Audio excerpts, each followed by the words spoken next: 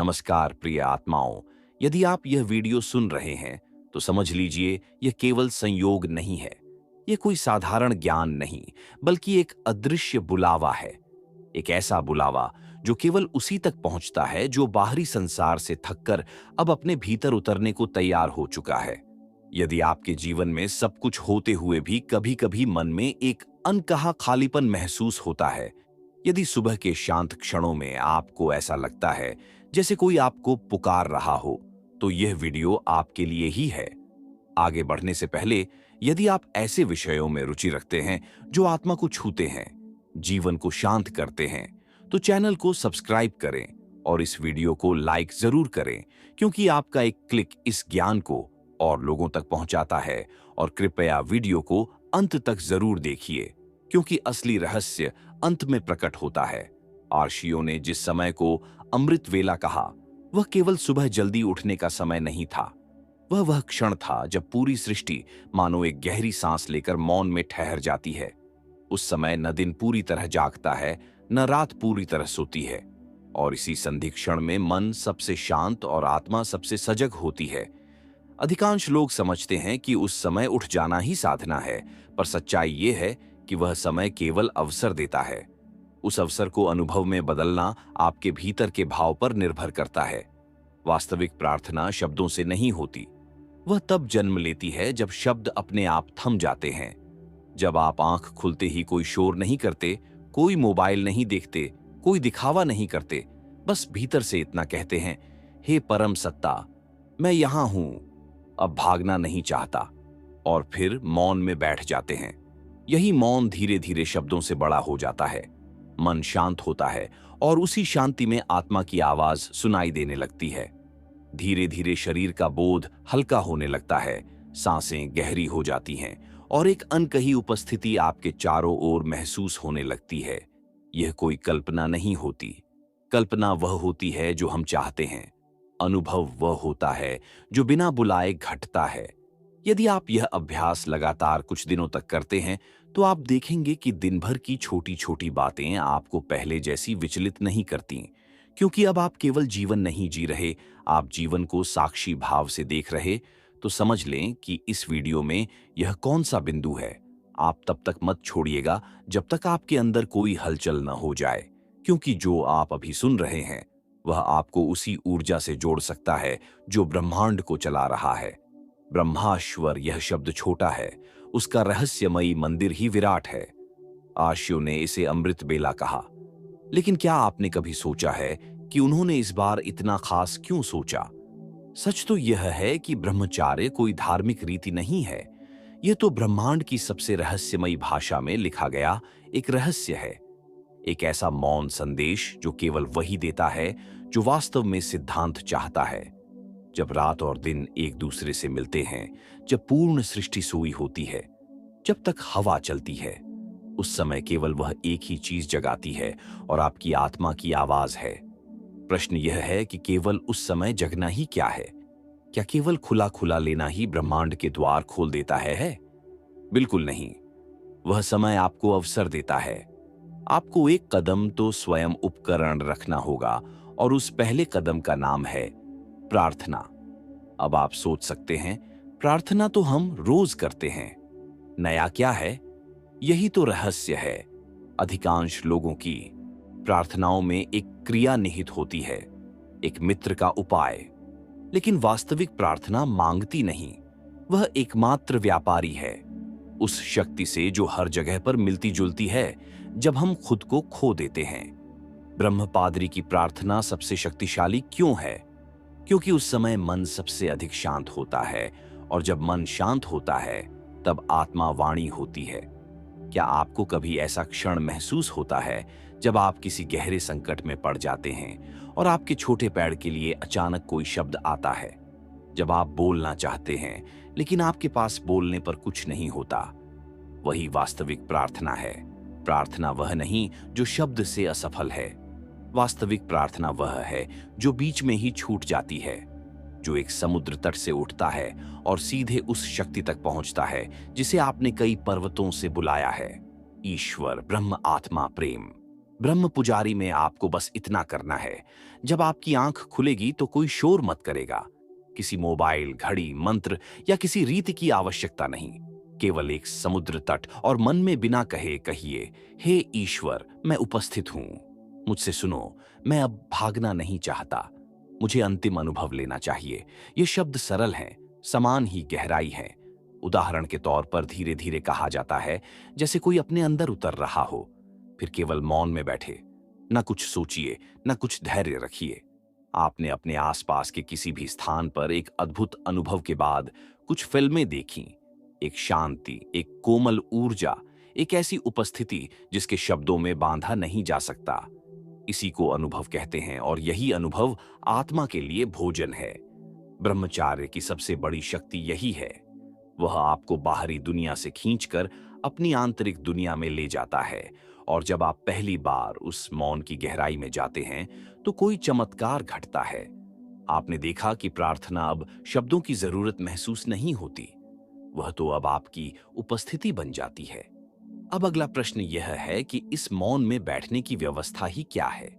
इस अनुभव को और गहरा कैसे किया जा सकता है? हाँ, किया जा सकता है। जब आप मौन में रेस्तरां और इनसाइड हलचल शुरू करते हैं तो अगला प्रश्न होता है, अब आगे क्या? इस मौन में क्या है? कोई और रहस्य? हाँ, छुपा है। और यही उस अनुभव का अगला दरवाजा है। ब्रह्म उत्सव का समय केवल शांत आसन के लिए नहीं है। यह वह क्षण है जब संपूर्ण ब्रह्मांड आपकी आत्मा से संवाद करना चाहता है, लेकिन वह संवाद में नहीं बोलते होता। ये तो ऊर्जा की भाषा में होता है, भावना की भाषा में। अब आपको जो करना है वह यह है, उस मौन को केवल बाहर ही नहीं, अपने भीतर भी फैलाना है। जैसे आप आंखें बंद करते हैं और कोई अंतरिक्ष में उतरता चला जाता है, उसी तरह अपने भीतर उतरना शुरू कीजिए। आप पाएंगे कि एक समय बाद शरीर का अनुभव मिटने लगता है। आप बैठे हैं, लेकिन लग रहा है जैसे आप हैं ही नहीं, केवल एक हल्की उपस्थिति है। यही वह बिंदु है जहां आत्मा जागने लगती है। पर यह कैसे होगा? बहुत सरल है। जैसे ही आप गहरी सांस लेकर शांति से बैठ जाते हैं, अपने हृदय के केंद्र पर ध्यान ले आइए। कोई कल्पना नहीं करनी है, बस वहां ध्यान रखें, जैसे कोई किसी दीपक की लौ को देख रहा हो। अब मन ही मन एक सरल वाक्य दोहराइए, मैं ईश्वर से जुड़ना चाहता हूं, मैं ईश्वर का अनुभव करना चाहता हूं। इस वाक्य में कोई मांग नहीं है, कोई लालच नहीं है, केवल एक प्यास है, और यही प्यास ही असली साधना है।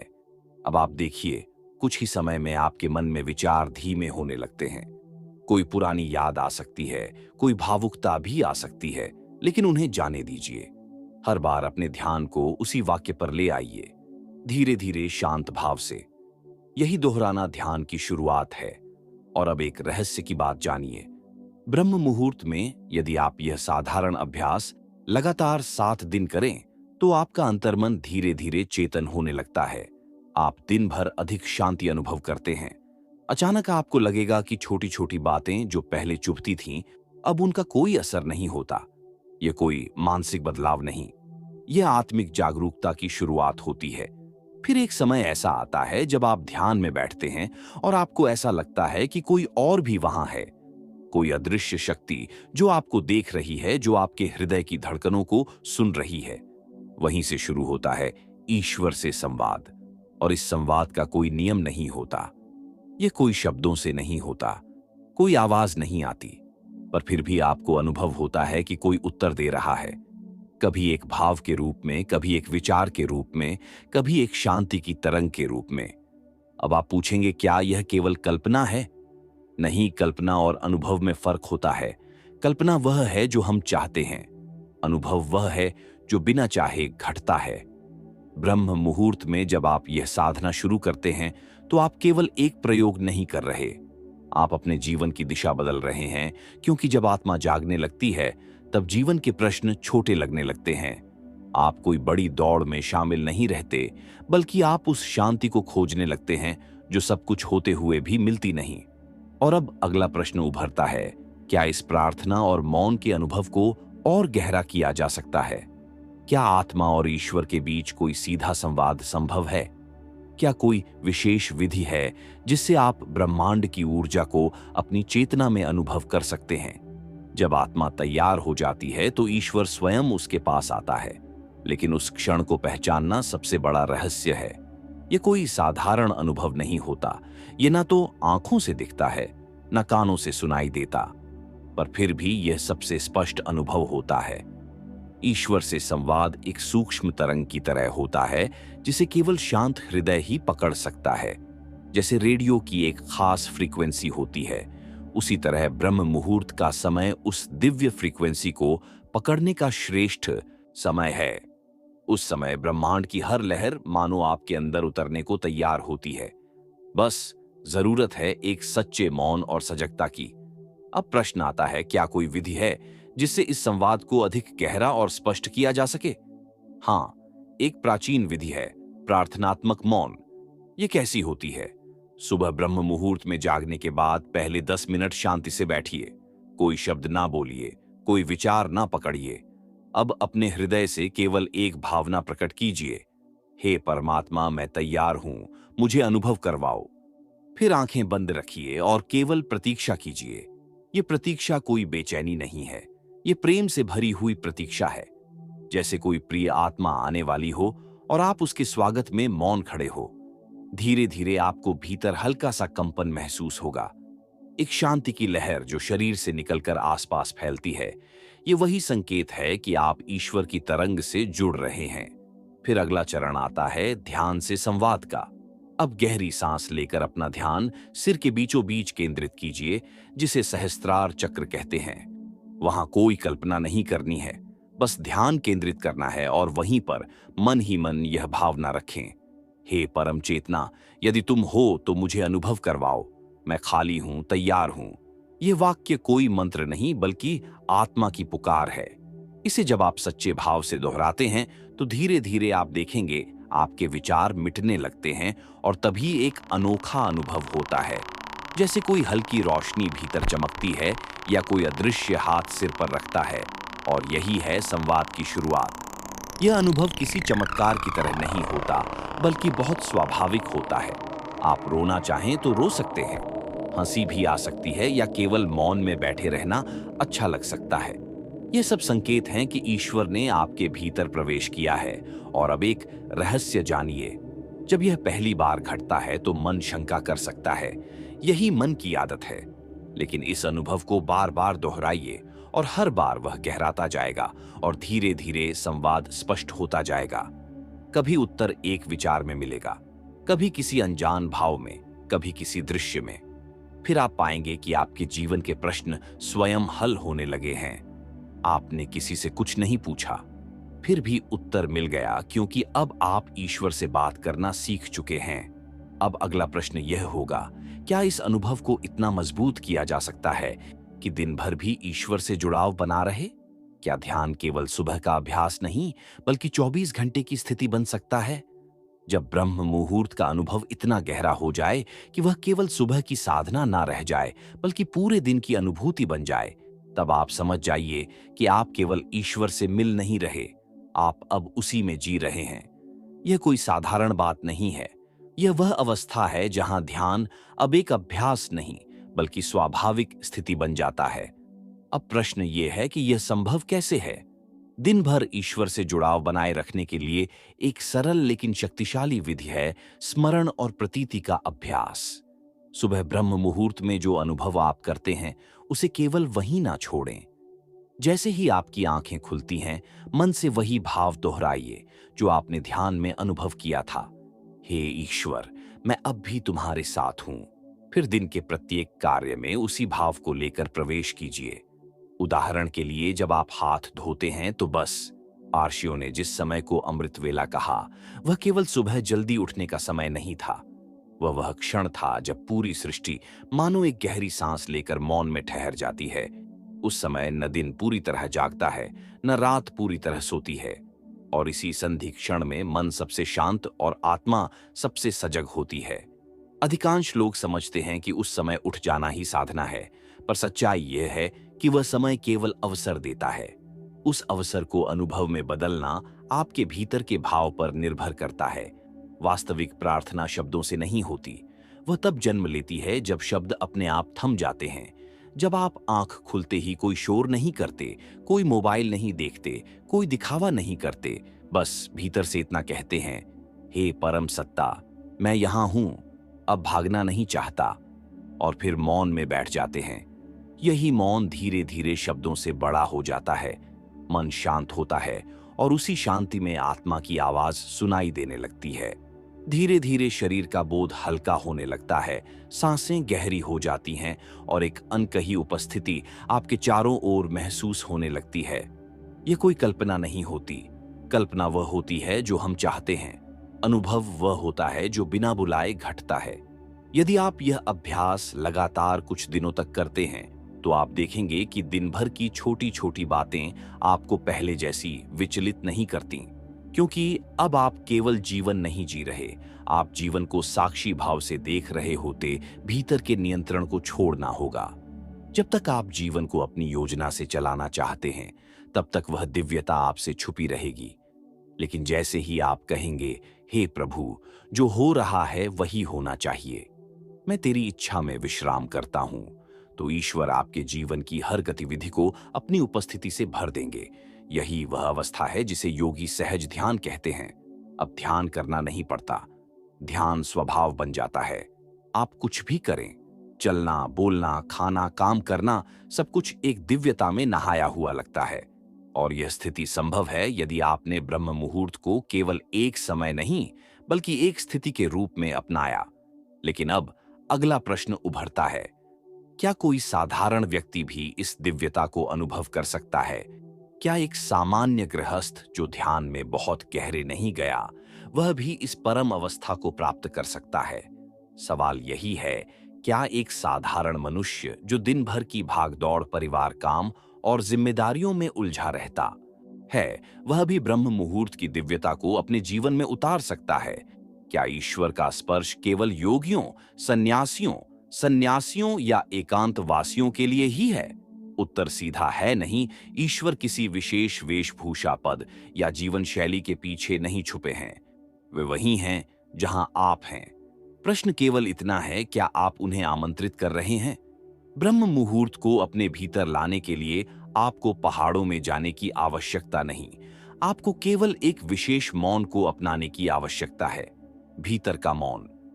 सुबह जल्दी उठने के बाद जब आप स्नान करते हैं, चाय बनाते हैं, अपने कपड़े पहनते हैं, उन सभी क्षणों को एक साधना बना दीजिए। एक उदाहरण समझिए। मान लीजिए आप एक स्कूल टीचर हैं। आप सुबह 4:30 पर उठते हैं। ब्रह्म मुहूर्त में आप 15 मिनट चुपचाप बैठकर गहरी श्वास लेते हैं। मन में ईश्वर को स्मरण करते हैं, हे प्रभु, आज भी मेरे माध्यम से तुम्हारा कार्य हो। अब आप रसोई में जाते हैं, चाय बनाते हैं, लेकिन उसमें भी मन शांत है। मोबाइल नहीं देखा, समाचार नहीं सुना, सिर्फ मौन। फिर आप विद्यालय के लिए तैयार होते हैं, लेकिन हड़बड़ी में नहीं, एक सहज शांति के साथ। फिर जब आप बच्चों को पढ़ाते हैं, आपके शब्दों में प्रेम होता है, आपकी आंखों में करुणा होती है और आपकी उपस्थिति में एक दिव्यता होती है जो बच्चों को भी अनुभव होती है। यह है गृहस्थ के जीवन में ब्रह्म मुहूर्त की साधना। यह कोई कल्पना नहीं है, यह अभ्यास है। जब आप हर दिन ब्रह्म मुहूर्त को इस भाव से झेंगे, तो ईश्वर आपके जीवन के हर कोने में उतर जाएंगे।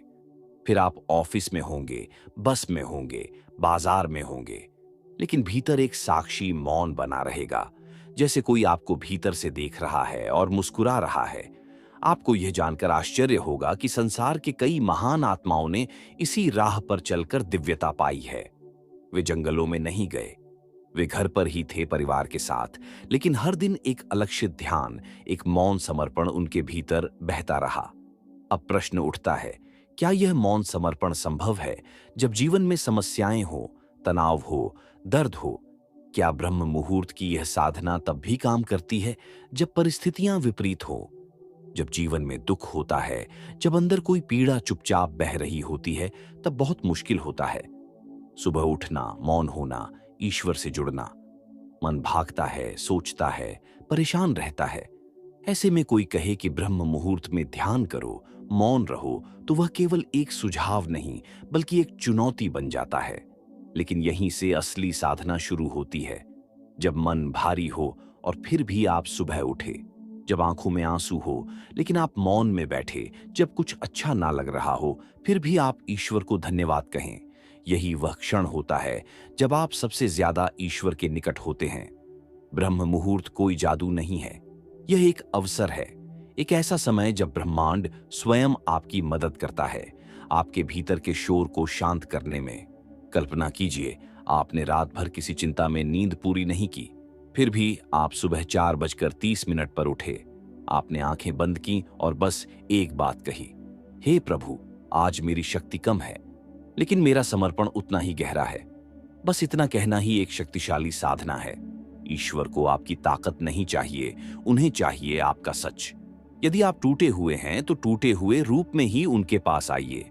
यदि आप अकेले हैं तो उसी एकांत से उन्हें पुकारिए, और यदि आप रोना चाहते हैं तो ब्रह्म मुहूर्त की नीरवता में रो लीजिए। क्योंकि यह वह समय है जब सृष्टि सुनती है, जब आकाश में ऊर्जा बहुत कोमल होती है। आपका हर आंसू एक प्रार्थना बन जाता है। महर्षि पतंजलि ने कहा है, सिद्धियां केवल तब नहीं मिलती जब आप पूर्ण हो, बल्कि तब भी जब आप अपूर्ण होकर भी सत्य से जुड़े रहते हैं। तो ब्रह्म मुहूर्त में आपको कुछ सिद्ध करना नहीं, बस सच होना है।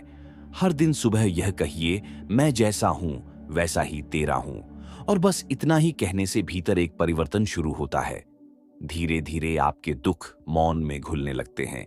जैसे सुबह की पहली रोशनी अंधकार को धीरे धीरे हटाती है, वैसे ही ब्रह्म मुहूर्त की साधना आपके भीतर के अंधेरे को शांत करने लगती है। और जब एक दिन आप इसी मौन में बैठे होंगे और अचानक भीतर से शांति की एक लहर उठेगी, तब आप समझेंगे कि दुख भी ईश्वर की सीढ़ी था। अब प्रश्न उठता है, क्या यह शांति केवल ध्यान में ही मिलती है, या फिर जागृत अवस्था में चलते फिरते बोलते हुए भी ईश्वर से जुड़ा जा सकता है? क्या ब्रह्म मुहूर्त की साधना केवल उस कुछ मिनटों के ध्यान तक सीमित है, या फिर यह कोई बीज है जिसे सुबह बोया जाता है और पूरे दिन वह भीतर ऊर्जा देता रहता है? सच यह है कि ब्रह्म मुहूर्त की साधना केवल ध्यान का समय नहीं है, यह तो पूरे दिन को दिव्यता से भर देने वाला अमृत है। जैसे सूरज केवल सुबह की रोशनी नहीं देता, बल्कि पूरे दिन की दिशा तय करता है, ठीक वैसे ही ब्रह्म मुहूर्त में किया गया संकल्प, ध्यान और मौन आपके पूरे दिन को एक गहरी ऊर्जा देता है। मान लीजिए आपने सुबह 4 बजे उठकर 10 मिनट मौन ध्यान किया। उस दौरान आपने कोई मंत्र दोहराया, मैं ईश्वर के साथ हूं। फिर आपने गहरी श्वासों के साथ अपनी भीतरी बेचैनी को महसूस किया, उसे स्वीकार किया और कुछ नहीं किया, केवल मौन में बैठे रहे। अब आपने दिन की शुरुआत की, लेकिन कुछ बदला बदला सा था। अब आप जल्दी प्रतिक्रिया नहीं देते, अब आप शब्दों को सोचकर कहते हैं, अब आप थोड़ा धीरे बोलते हैं। आपके परिवार के लोग नोटिस करते हैं कि आप शांत हैं। कोई झगड़ा करता है तो भी आप चुप रहते हैं। क्यों? क्योंकि ब्रह्म मुहूर्त की वह ऊर्जा अब भी आपके भीतर बह रही है। यही है असली साधना। ध्यान में जो अनुभव हुआ वही दिन भर व्यवहार में उतरे। यह कोई कठिन चीज नहीं है, यह एक अभ्यास है। शुरुआत में आप शायद केवल 1 घंटे तक उस ऊर्जा को अपने भीतर रख पाएंगे, फिर धीरे धीरे 3 घंटे, फिर पूरा दिन। कुछ दिन बाद आप पाएंगे कि आप शांति में रहना पसंद करने लगे हैं, शोर से दूर, व्यर्थ की बातों से दूर। अब टीवी की आवाज चुभने लगती है, मोबाइल की घंटियां खटकती हैं और मौन में बैठना प्रिय लगने लगता है। ये वही संकेत है कि ब्रह्म मुहूर्त अब आपके भीतर उतरने लगा है। आप अब ब्रह्म मुहूर्त में नहीं जागते, बल्कि ब्रह्म मुहूर्त आप में जागने लगा है। आपके भीतर अब दिन भर एक मौन बहता है, जैसे कोई बहुत पुरानी नदी जो सबको शांत करती है लेकिन कोई आवाज नहीं करती। अब प्रश्न यह है, जब यह मौन इतना सुंदर है तो क्या इसे गहराया जा सकता है? क्या हम इस मौन के भीतर प्रवेश कर सकते हैं और कुछ ऐसा पा सकते हैं जिसे शब्दों में व्यक्त नहीं किया जा सकता? ब्रह्म मुहूर्त का मौन केवल शांति नहीं, बल्कि आत्मा की गहराइयों तक पहुंचने का एक द्वार बन सकता है। हम इस मौन के भीतर क्या खोज सकते हैं? मौन कोई खालीपन नहीं होता, ये एक द्वार होता है भीतर प्रवेश का। जब बाहरी आवाजें थम जाती हैं, तो जो आवाज सबसे पहले उभरती है वह है आत्मा की। लेकिन उसकी भाषा अलग होती है। वह न तो शब्दों में बोलती है, ना विचारों में। वह संकेत देती है, और इन संकेतों को समझने के लिए हमें भीतर पूरी तरह शांत होना पड़ता है। ब्रह्म मुहूर्त का समय वह क्षण होता है जब ब्रह्मांड स्वयं शांत होता है। यह केवल आप शांत नहीं होते, बल्कि चारों दिशाओं में मौन फैल जाता है।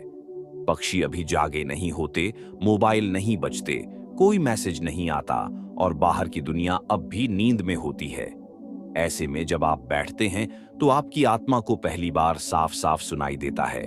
इसलिए ब्रह्म मुहूर्त में ध्यान केवल ध्यान नहीं है, ये तो संवाद है।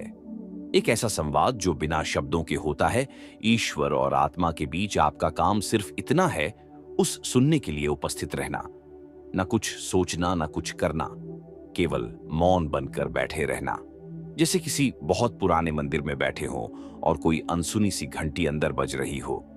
धीरे धीरे आप देखेंगे कि उस मौन में कुछ दृश्य उभरते हैं। कभी बचपन की कोई स्मृति, कभी कोई गहरी भावना, कभी कोई अनजानी छवि। ये सभी आपकी आत्मा की परछाइयां हैं, जो ब्रह्म मुहूर्त की रोशनी में अब स्पष्ट दिखाई देने लगती है। यदि आप प्रतिदिन इस मौन में उतरे तो एक दिन ऐसा भी आता है जब शब्दों के बिना कोई उत्तर मिलने लगता है। आप कोई प्रश्न करते हैं और भीतर से सहज ही एक शांति उतरती है, जैसे किसी ने कह दिया हो सब ठीक है। ब्रह्म मुहूर्त का वास्तविक रहस्य है, यह केवल शरीर की नींद से जागना नहीं, यह आत्मा की नींद से जागना है। अब अगला प्रश्न यह है, क्या हम इस मौन की भाषा को और अधिक स्पष्ट रूप से समझ सकते हैं? क्या कोई विशेष अभ्यास है जो इस संवाद को और मजबूत बना सके? ध्यान का सबसे गहरा स्तर तभी शुरू होता है जब आप केवल बैठते नहीं, बल्कि भीतर पूरी तरह उपस्थित रहते हैं। ब्रह्म मुहूर्त में जब आप ध्यान में बैठे तो शुरुआत आंखें बंद करके एक सरल बात से करें, मैं अब ईश्वर से मिलने आया हूं। यह कोई कल्पना नहीं, एक आंतरिक संकल्प है, जैसे आप किसी परम प्रिय से मिलने जा रहे हो। जब भाव जागेगा तभी मौन में भी गहराई आएगी। इसके बाद सबसे पहला अभ्यास है प्राण शक्ति को देखना। अपने सांसों पर ध्यान केंद्रित करना, बिना बदले केवल उन्हें देखना। महसूस करना कि सांस कैसे शरीर में आती है, कैसे जाती है। ब्रह्म मुहूर्त की शुद्ध वायु केवल शरीर को नहीं, आत्मा को भी स्पर्श करती है। ये सांसें साधारण नहीं है, या एक एक करके आपके भीतर की धूल को साफ कर रही है। यदि आप पूरी निष्ठा से केवल 5 मिनट सांसों को देखें तो आप अनुभव करेंगे कि आपका मन स्वतः शांत हो गया है। दूसरा अभ्यास है हृदय से सुनना। अब आप सांसों से ध्यान हटाकर अपने हृदय पर ध्यान केंद्रित करें। सोचे नहीं, केवल उस स्थान को महसूस करें जहां आप प्रेम, पीड़ा और शांति महसूस करते हैं। वहीं आपकी आत्मा ईश्वर से बात करती है। यह स्थान आपके भीतर का मंदिर है। धीरे धीरे आप सुन पाएंगे, कोई हल्का सा कंपन, कोई शब्द नहीं, बस एक उपस्थिति। ये वही क्षण होता है जब भीतर से लगता है कोई मुझे देख रहा है, कोई मुझे सुन रहा है, और वही परम सत्ता है। तीसरा अभ्यास, प्रार्थना को मौन बनाना। अब तक आप जो भी ईश्वर से कहते थे, अब उसे कहना बंद कर दें। केवल मौन होकर बैठे रह और उन्हें सुनने दें। कई बार सबसे गहरी प्रार्थना वह होती है जो हम कभी बोलते नहीं, बस महसूस करते हैं। बस वहीं बैठकर धीरे से कहिए, मैं यहां हूं, आपसे मिलने आया हूं, और फिर चुप हो जाइए। जितना गहरा मौन उतनी तीव्र उपस्थिति। यदि आप रोज ब्रह्म मुहूर्त में इन 3 सरल अभ्यासों को करें, सांसों को देखना, हृदय को सुनना और मौन प्रार्थना करना, तो धीरे धीरे आपके भीतर कुछ बदलने लगेगा। विचार कम होंगे, भावनाएं अधिक सशक्त होंगी, और सबसे बड़ी बात, एक अज्ञात शांति हर दिन सुबह सबसे पहले आपके भीतर उतरेगी, और तब आप समझ पाएंगे ब्रह्म मुहूर्त में ध्यान केवल एक क्रिया नहीं, बल्कि आत्मा और परमात्मा के बीच का वह सेतु है जो जीवन को दिव्यता से जोड़ देता है। अब अगला प्रश्न उठता है, क्या यह अनुभव केवल मौन और अभ्यास तक सीमित है, या ब्रह्म मुहूर्त में कुछ ऐसा भी होता है जिसे विज्ञान भी मानता है? जब आरशियों ने हजारों वर्ष पूर्व यह कहा था कि ब्रह्म मुहूर्त में ध्यान सबसे प्रभावशाली होता है, तो उनके पास ना तो घड़ी थी और ना ही वैज्ञानिक यंत्र। लेकिन फिर भी उन्होंने समय की उस खिड़की को पहचान लिया था जब ब्रह्मांड का कंपन सबसे शांत और शुद्ध होता है। आज विज्ञान भी इस रहस्य से धीरे धीरे पर्दा उठा रहा है। विज्ञान कहता है कि सूर्योदय से लगभग 1.5 से 2 घंटे पहले शरीर में मेलाटोनिन हार्मोन का स्तर सबसे अधिक होता है। ये वही हार्मोन है जो नींद को नियंत्रित करता है, और जब यह उच्चतम स्तर पर होता है तो मन सबसे अधिक शांत होता है। यानी यह समय आपकी चेतना के लिए सबसे उपयुक्त है। ना तो शरीर बहुत सक्रिय होता है, ना ही दिमाग में शोर होता है। बस एक संतुलित स्थिति होती है जहां आत्मा गहराई से जुड़ सकती है। दूसरी बात, इसी समय ऑक्सीजन का स्तर वायुमंडल में सबसे शुद्ध होता है। पेड़ पौधे रात भर की प्रक्रिया के बाद सुबह के पहले भाग में सबसे अधिक ताजा प्राणवायु छोड़ते हैं। आप जब ब्रह्म मुहूर्त में गहरी सांस लेते हैं तो वह केवल श्वास नहीं होती, वह जीवन की ऊर्जा होती है।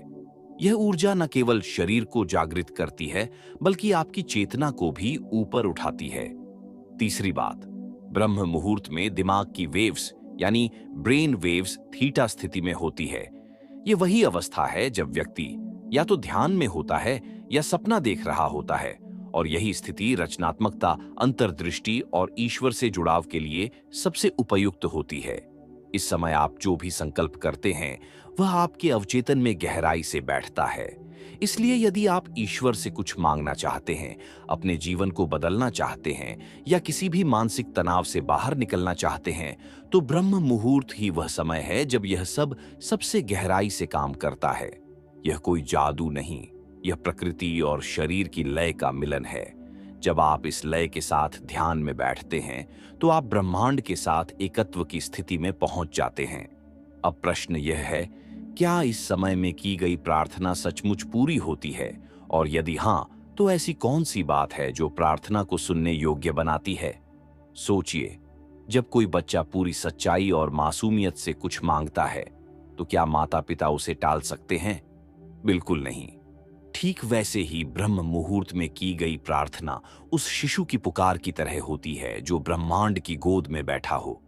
उस समय ना कोई शोर होता है, ना ही दुनिया की भाग दौड़, केवल आपकी आत्मा और उस परम सत्ता के बीच एक सीधा संवाद होता है। प्रार्थना कोई याचना नहीं होती, यह एक आंतरिक समर्पण है जहां आप अपने पूरे अस्तित्व के साथ यह स्वीकार करते हैं कि आप अकेले नहीं हैं, कोई है जो सुन रहा है। ब्रह्म मुहूर्त में की गई प्रार्थना में 3 शक्तियां होती हैं: शांति, स्पष्टता और ऊर्जा।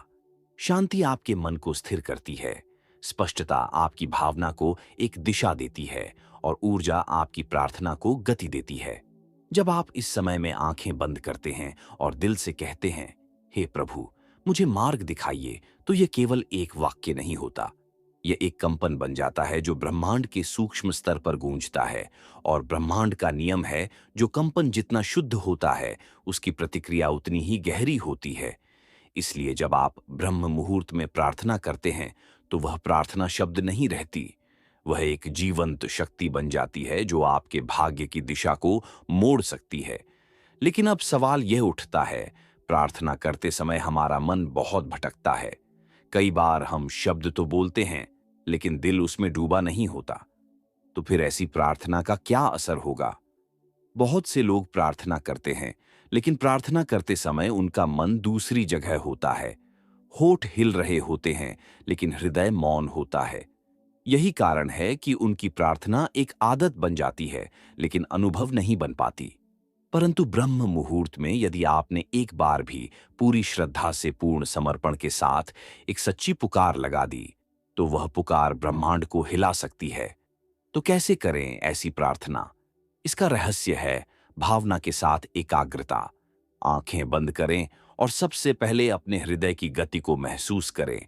फिर एक गहरा श्वास लें और अपने भीतर यह भाव जगाएं कि मैं अकेला नहीं हूं, कोई मुझे देख रहा है, मुझे सुन रहा है। इसके बाद कोई लंबा मंत्र ना दोहराएं, सिर्फ अपने सरल शब्दों में कहें, हे परमात्मा, मैं आपके बिना कुछ नहीं हूं। मार्ग पर चलने की शक्ति दीजिए, मुझे उस उद्देश्य का स्मरण कराइए जिसके लिए आपने मुझे जन्म दिया। यदि आपने यह भाव रखते हुए कहा तो फिर चाहे आप सिर्फ इतना ही बोले, धन्यवाद प्रभु, वह भी आपके जीवन में चमत्कार ला सकता है। ध्यान रहे, प्रार्थना का प्रभाव उसकी लंबाई से नहीं, उसकी गहराई से तय होता है। अगर आप एक ही वाक्य को 10 बार दोहराएं लेकिन हर बार उसमें वही गहराई हो, तो वह प्रार्थना भीतर के सारे द्वार खोल सकती है। और जब आप रोज ब्रह्म मुहूर्त में एक ही स्थान पर बैठकर उसी भाव से प्रार्थना करते हैं तो वह स्थान भी ऊर्जा से भरने लगता है। वह जगह आपकी आत्मा की संगति बन जाती है, जहां बैठते ही मन स्थिर होता है और प्रार्थना गहराने लगती है। लेकिन कई लोगों को यह भ्रम होता है कि जब वे प्रार्थना करते हैं उन्हें तुरंत उत्तर मिलना चाहिए। यदि कुछ दिनों तक कुछ नहीं हुआ तो वे रुक जाते हैं। पर क्या आपने कभी यह सोचा है कि बीज को वृक्ष बनने में समय लगता है? वैसे ही प्रार्थना का फल भी धीरे धीरे भीतर उगता है। अब हम जानेंगे कि ब्रह्म मुहूर्त में की गई प्रार्थना का उत्तर कैसे और किस रूप में आता है और कैसे आप उसे पहचान सकते हैं। बहुत से लोग ईश्वर से प्रार्थना करते हैं, लेकिन वे यह नहीं जानते कि उसका उत्तर किस रूप में आता है। वे आसमान से कोई आवाज आने की प्रतीक्षा करते हैं या चमत्कारिक रूप से कोई घटना घटने की उम्मीद रखते हैं, लेकिन ईश्वर का उत्तर अक्सर बहुत सूक्ष्म होता है, इतना कि अगर आप सच में सजग ना हो तो आप उसे पहचान ही नहीं पाएंगे। जब आप ब्रह्म मुहूर्त में प्रार्थना करते हैं तो पहला उत्तर होता है भीतर की शांति। अचानक मन का हल्का हो जाना, बिना किसी कारण के एक सुकून का अनुभव होना, यह संकेत है कि आपकी प्रार्थना सुनी जा चुकी है। दूसरा संकेत है आपकी सोच में परिवर्तन। आप अचानक उन बातों को समझने लगते हैं जो पहले आपको उलझन में डालती थीं। जो निर्णय लेने में कठिनाई हो रही थी, उसमें भीतर से स्पष्टता मिलने लगती है। यह ईश्वर का उत्तर है। वह आपकी बुद्धि को प्रकाशित कर व्यक्ति की बातों में या किसी पुराने गीत में वही वाक्य सुनाई देता है जिसकी आपको जरूरत थी। यह कोई संयोग नहीं, यह ब्रह्मांड द्वारा भेजा गया उत्तर है। कभी कभी ईश्वर सीधे उत्तर नहीं देता, बल्कि आपको एक दिशा दिखाता है। जैसे कोई कहता है आज ब्रह्म मुहूर्त में टहलो या इस मंत्र को जपो, और जब आप उस दिशा में चलते हैं तो वही रास्ता आपकी प्रार्थना का उत्तर बन जाता है। लेकिन सबसे बड़ा उत्तर होता है आपके भीतर एक शक्ति का उदय। अब हम जानेंगे कि इस प्रार्थना और उत्तर के अनुभव को कैसे रोजाना और गहरा किया जाए, ताकि यह एक दिव्य आदत बन जाए और आपका जीवन भीतर से बदल जाए। ब्रह्म मुहूर्त में उठकर प्रार्थना करना एक साधारण काम नहीं है। यह आत्मा की भाषा में ईश्वर से संवाद करना है। लेकिन यह संवाद तभी गहरा होता है जब वह नियमित और आत्मा से जुड़ा हो। इसके लिए सबसे पहली आवश्यकता है नियत समय और एक ही स्थान। हर दिन एक ही स्थान पर ब्रह्म मुहूर्त में बैठने से उस जगह की ऊर्जा दिव्य होने लगती है। वहां एक सूक्ष्म शक्ति इकट्ठा होती है और हर दिन वह शक्ति आपको और अधिक भीतर खींचती है। इसे राशियों ने स्थल शुद्धि कहा है। इसका अर्थ है वह जगह अब केवल आपके और ईश्वर के बीच की हो गई है। दूसरी बात है प्रार्थना से पहले का मानसिक वातावरण। प्रार्थना कोई शब्दों का खेल नहीं, बल्कि भावनाओं की अभिव्यक्ति है। यदि आप प्रार्थना से पहले कुछ देर गहरी श्वास लेकर अपने मन को शांत कर लें, तो आपकी हर बात सीधे आत्मा से निकलती है और वही आत्मा ईश्वर तक पहुंचती है। अब तीसरी बात आती है प्रार्थना की गहराई। बहुत से लोग कहते हैं, हे भगवान मेरी मदद करो, लेकिन वे यह नहीं समझते कि ईश्वर को प्रभावित करने के लिए भाव की आवश्यकता होती है, शब्दों की नहीं। यदि आप बिना बोले भी अपने दिल की पीड़ा या प्रेम को सच्चे भाव से महसूस करते हैं, तो वह प्रार्थना कहीं अधिक असर करती है। हर दिन प्रार्थना करते समय यह कल्पना कीजिए कि आप ईश्वर के सामने बैठे हैं। उनका हाथ आपके सिर पर है, वे मुस्कुरा रहे हैं। अब जो भी आप कहेंगे वह सुना ही जाएगा। यह कल्पना नहीं, एक आंतरिक सच्चाई है। बस आप उसे देख नहीं पा रहे, लेकिन महसूस कर सकते हैं। अब आखिरी और सबसे महत्वपूर्ण बात, प्रार्थना के बाद का मौन। बहुत लोग प्रार्थना करके तुरंत उठ जाते हैं, लेकिन असली उत्तर उसी मौन में आता है जो प्रार्थना के बाद मन में उतरता है। इसलिए कम से कम 2 मिनट आंखें बंद कर बैठिए। कुछ ना सोचिए, कुछ ना बोलिए, बस उस मौन को अनुभव कीजिए। यहीं पर ईश्वर बोलते हैं। जब आप इन बातों को रोज अपनाने लगते हैं तो आपकी प्रार्थना कोई याचना नहीं, बल्कि एक मिलन बन जाती है। अब आप कुछ मांगते नहीं, सिर्फ जुड़े रहते हैं और ईश्वर स्वयं तय करता है कि आपको कब, क्या और कैसे देना है। यही वह अवस्था है जहां जीवन का चमत्कार शुरू होता है। अब हम जानेंगे कि ब्रह्म मुहूर्त में की गई प्रार्थना कैसे हमारे पूरे दिन को प्रभावित करती है और किस तरह यह दिन भर की ऊर्जा और परिणामों को बदल सकती है। सुबह सुबह जब आप ब्रह्म मुहूर्त में अपनी आत्मा को ईश्वर से जोड़ते हैं, तो आपके भीतर एक विशेष प्रकार की तरंगें उत्पन्न होती हैं।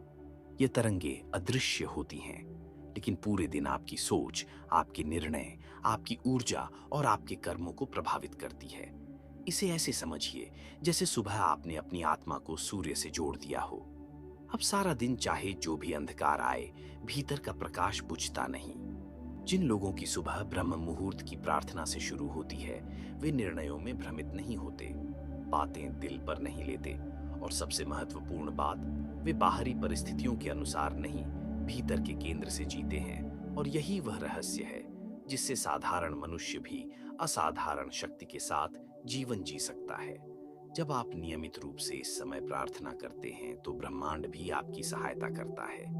आपको मिलते हैं ऐसे लोग, ऐसे मौके, ऐसे निर्णय जो आपकी प्रार्थना के अनुरूप रास्ता बना देते हैं। यह चमत्कार नहीं, यह आपके और ब्रह्मांड के बीच की एक सूक्ष्म संधि है, और धीरे धीरे आप यह अनुभव करने लगते हैं कि आप केवल इस शरीर में सीमित नहीं हैं। आप एक प्रवाह हैं, ईश्वर से जुड़ा हुआ प्रवाह, जो हर उस व्यक्ति को छूता है जो आपके पास आता है। आपकी बातों में गहराई आ जाती है, आपकी आंखों में चमक आ जाती है, और आपके चेहरे पर एक ऐसा तेज होता है जो केवल भीतर के मौन और प्रार्थना से आता है। यह तेज कोई दिखावे के लिए नहीं होता, यह वह ऊर्जा होती है जिसे लोग बिना कहे ही खींचते हैं। और जब आप दूसरों को बिना कहे दिशा देने लगते हैं, तब समझिए कि प्रार्थना केवल व्यक्तिगत नहीं रही, अब वह ब्रह्मांड के लिए एक सेवा बन चुकी है। यही है ब्रह्म मुहूर्त की प्रार्थना की अंतिम शक्ति। वह आपको केवल मांगने वाला नहीं संस्था, उसके पास फॉर्म वाला फॉर्म है। अब आप स्वयं ईश्वर का संदेश बन जाएं और आपका जीवन एक मौन ध्यान बन जाए। अब जब आप इस पूरी यात्रा को पूरा कर चुके हैं, तो सिर्फ जाने नहीं, इसे जिए। कल सुबह से ही इसे अपनाइए। उठिए, मौन में जाइए और ईश्वर से बात कीजिए, जैसे कोई बहुत पुराना मित्र मिला हो जो कि बजरों से बात नहीं हुई हो। वह सुनेगा, वह उत्तर देगा, और धीरे धीरे तुम्हारे जीवन का हर कोना ईश्वर से भर देगा। प्रिय मित्रों, यदि इस वीडियो को सुनते हुए कभी भी आपके भीतर एक क्षण के लिए भी शांति उतरी हो, तो समझ लीजिए आपने कुछ सही सुना है। यह साधना किसी योगी या सन्यासी के लिए नहीं, यह उस हर व्यक्ति के लिए है जो जीवन की दौड़ में अपने भीतर का घर भूल गया है। यदि आप चाहते हैं कि ऐसे और भी गहरे, मौन से भरे आध्यात्मिक अनुभव आपको मिलते रहें, तो अभी चैनल को सब्सक्राइब करें, वीडियो को लाइक करें और इसे उन लोगों तक जरूर पहुंचाएं जिनकी आत्मा भी शांति खोज रही है। धन्यवाद, धन्यवाद।